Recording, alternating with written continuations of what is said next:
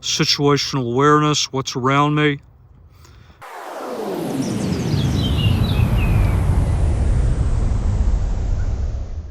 Well, good evening and welcome to the Arbor Hills Nature Preserve in Plano, Texas, where you can see the sun is setting, and you know what that means. It's time for another evening exercise, and this is going to be a turbo burn down for the Wuben X2 Pro. Probably seen this before. Get the light out in the field, put it in turbo, start the timer. We're going to see how it burns down over the course of tonight's exercise. For reference purposes, if memory serves, the ANSI FL1 runtime, which is the time it takes to burn down to 10% of the original output level, is listed as 1.5 hours. First step down is supposed to complete at about a minute at 500 lumens. We'll just see how it all holds up. This exercise is part of determining the overall performance envelope of a product. I'm going to do turbo tonight. I don't know how this season is going to work out. I don't have much time left until the time change. And we'll just see if I can come back and do another exercise doing extended burn down at the high output level. But tonight it's going to be turbo. So give me about another 30-40 minutes and we'll get started. All right, I'm getting started. Here we go. Just turn the light on in turbo and we're going to see how it burns down.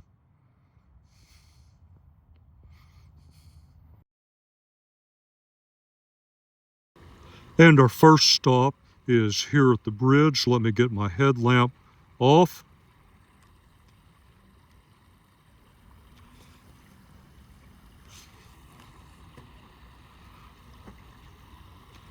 And you've probably seen this view before. Still really cranking it out, although there has been some clear evidence of step down. I can still see deep into the tree line. If I get right over here, max out line of sight, it's a good 40 plus yards. Update on mission time. Hang on here while I switch lights. All right, so if memory serves, this is the area that I did the turbo burn down in the original field test. Of course, you can see we dropped quite a bit from when we did that test, at least over the first minute or two, although this is a extended burn down, now up to over 16 minutes. But still, this is still very useful. If I'm jammed up and I'm on top of this rise and I'm looking for this area where I connect down with a trail, I've got all the illumination I need for that type of task, and I can still do very basic detection out to 50-55 yards.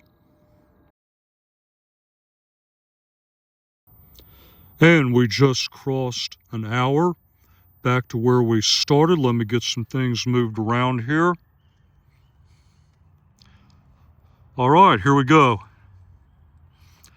And this light has been performing at a very consistent level ever since that initial ramp down. So, going to keep going.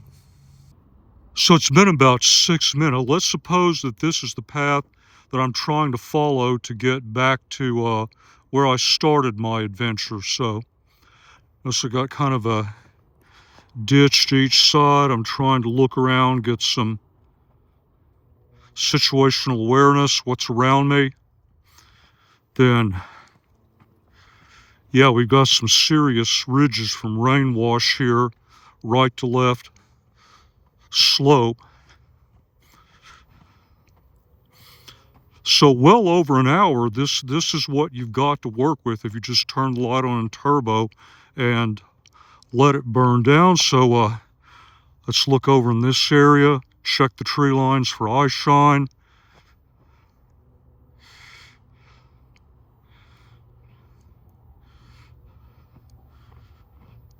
And then move on. So we've crossed an hour 30. I took a short lap to get back here in time, so let's see what things look like.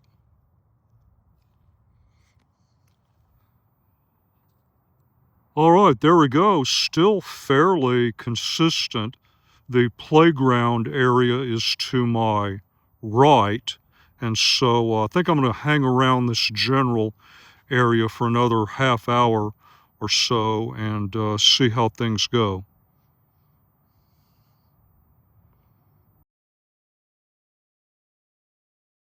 All right, here's a quick update. Let me get things switched around. What I've noticed over the last minute or so is some more slight dimming. What I'm really seeing when I shine the light directly in front of me, I'm not getting the brightness out of that hotspot reflection that I was maybe half an hour ago.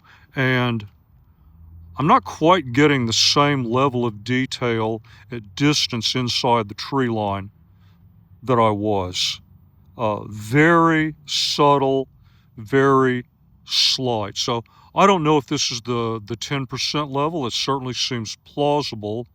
If so, then I would say under the conditions tonight, which are on the cool and comfortable side, the light has most likely exceeded its stated ANSI-FL1 runtime. Now, I've done a lot of these tests. This light could go out 5 minutes from now, or it could run at this level for a considerable period of time. So I'm going to go ahead and hang with it for a while and see what happens. And we just crossed 2 hours. Let me get everything adjusted here. All right, well, let's take another look at that path. Not quite as good as the last time we came through here, but I can still get some awareness around me. I really have to stop and sweep, though. I don't get all that much useful side to side. And if this is the first time I've been through here, I'm really not picking up an acceptable level of detail on where those ridges are that I might trip on. So I would have to go through here really slow, periodically stop. Okay, now that I'm closer, I'm getting the level of detail that I need. So this sure beats a cell phone, and it's still, for this type of groomed pathway, is an acceptable level of illumination. I don't know that we're down to what I might call emergency level. We're definitely getting there. However, we've also been at it for 2 hours.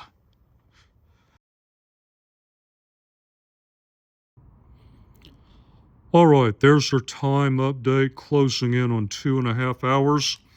If I back up here, this is where I film almost all of the introductions to product reviews out here at Arbor Hills. And as we close in over here, you can see the warning light flashing, so you may be getting pretty close. All right, that's what it looks like. Now, if I was out at the LBJ grasslands, this is a no-go. But for most of the places that people hike, where you might get jammed up, lost, stuck out at night, and this is all the light you've got other than your cell phone, you have to use this to illuminate your way back. Yeah, you could probably work with this. So I'm going to hang with this for about another 10 minutes. If it's still going, I'm going to take it back to the apartment and see if we can run that battery down while I work on post-processing, and I'll put any additional information in the final summary. But I will leave you with one thought. If this is the performance level from this light, turning it on in turbo and letting it burn down, imagine what you might get in terms of total useful runtime if you ran in a combination of, say, medium and high. On that happy note, I'll let you ponder that question while I ponder all the post-processing that's ahead of me tonight. And subtract about 8 seconds, and as you can see, it's game over. So there you have it. I appreciate you sticking with me for a long exercise, and as always, until the next review, thank you very much for your time, and thank you for watching the video.